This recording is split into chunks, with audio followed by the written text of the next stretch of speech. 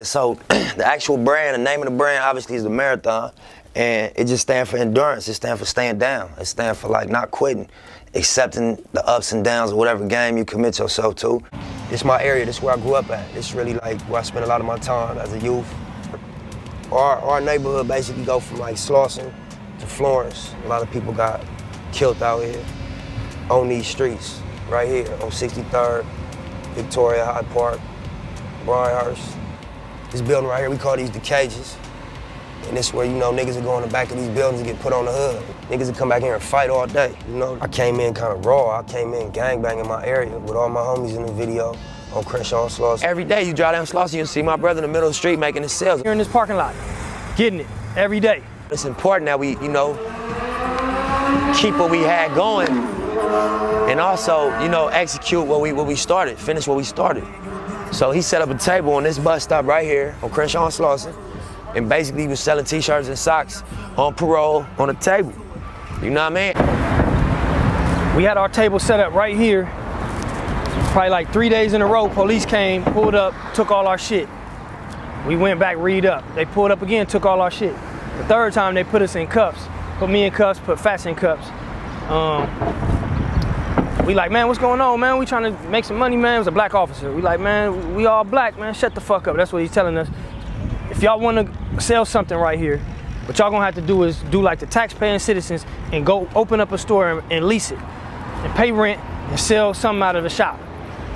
Took all our shit. He uncuffed me. He didn't take us to jail and he left. We sitting down on this curb right here, me and my nigga Fats. Just like, fuck, man, what do we do? Everything's gone. You know, we keep taking a loss. Look up, across the street. It's high-speed tax service right now. That was the first Slauson Tees. Right when we look up across the street, was a big-ass for lease sign. That was it right there. That's what we had to do. That was God telling us that's what we need to do. We need to be in that lot. We need to pay some rent. Stop getting harassed by these police. Talk real quick. Yeah, so you know, originally we had this location right here. It was called Slauson Tees. We didn't have these two corners of this third space. We was operating out of this space right here. You know, my brother had, you know, caught a case, went down for a few years. So we ended up losing this space.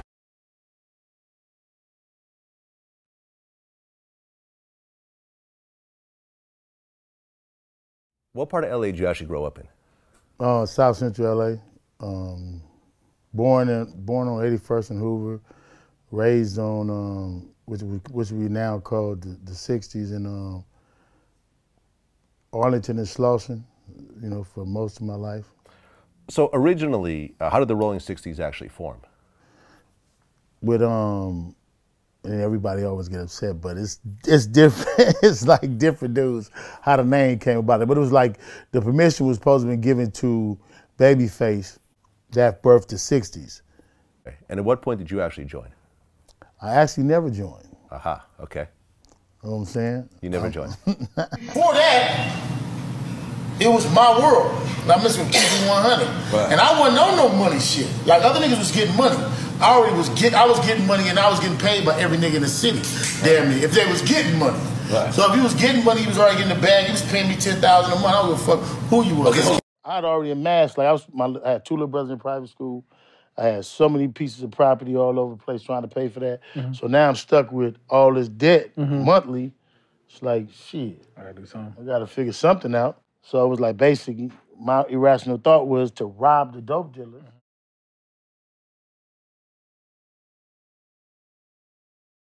So Sony give us like 90 bands. Money, we weren't making no money then. So then we cake 20 off the top, me, Steve, and Nip. And we got 70.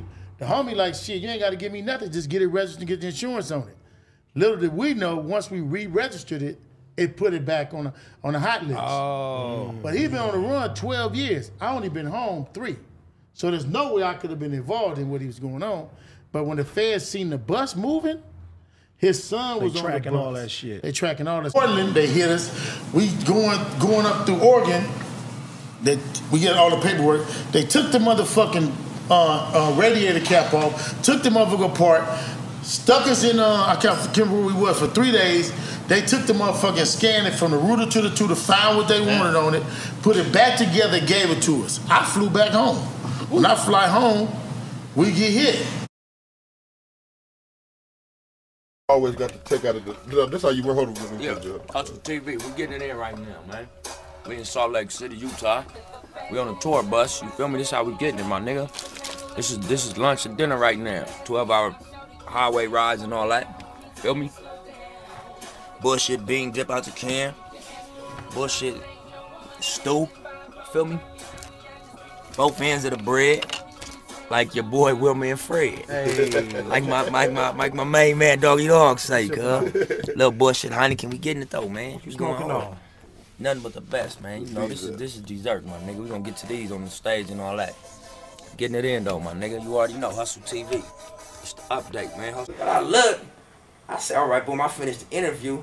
6 I hop up, and the nigga over there like, hey, you say you from 6 I hop up like, yeah, I'm from Rolling 60 Crib. Yeah, so we right here, Crenshaw and Slauson.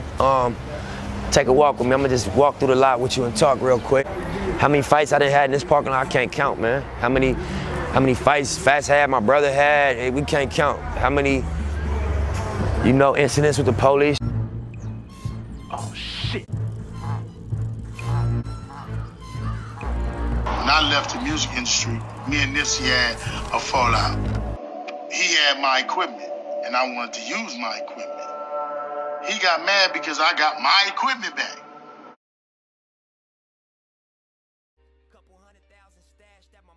When our conflict started, I ended up getting the equipment back and said, I'm gonna move it right here at my shop on 43rd and Crenshaw. And then everybody can get there all the time. Nip, you can get to it when you want to. So he got mad. He's supposed to make a diss song about me. Well, I ain't no rapper, I'm a scrapper. So, we end up having to come talk about that.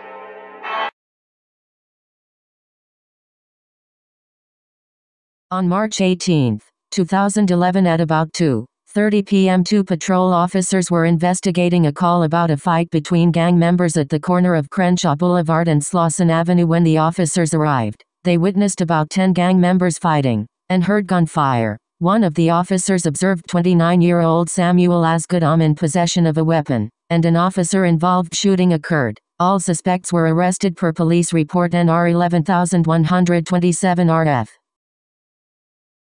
Nipsey's first baby mama, Tanisha Foster, also known as Nipsey Hussle, just so happens to be Eugene bigU Henley's niece. At some point while they had been bumping heads, Nipsey brought unwanted people around Nip's daughter and the environment in general. Drugs, toxicity, upset Nipsey. Allegedly, Nipsey went over to the residents and had some choice words for them. Nip not only beat an individual up, but pistol whipped him bad. bigU caught wind of this event, and pulled up to the Marathon clothing store to seek out Nipsey. bigU pressed Nipsey about the situation, and wanted Nipsey to go with him and the group of guys he brought with him. Nipsey replied with something that bigU didn't like, and all hell broke loose. Now this was the rumor at the time, but in the process of fighting, Nip, his pops and his brother Blacc Sam were all involved. bigU beat up Nipsey bad enough that Blacc Sam ran into the store, retrieved his pistol, and shot into the air. Just as L.A.P.D was responding to the scene, an officer jumped out the patrol car, raises his weapon and unloads his clip right at Blacc Sam. By the grace of God, not one bullet hit Sam. All parties were taken into custody. Look where Ant's standing right there. That's where my brother was standing. You know, this is where the police was busting from. And police is trained shooters. Police don't miss. And you know, he busting like this in a full clip. And he didn't hit my brother at all. Niggas done stood tall in this lot, done opened up businesses, done fought, and got shot at.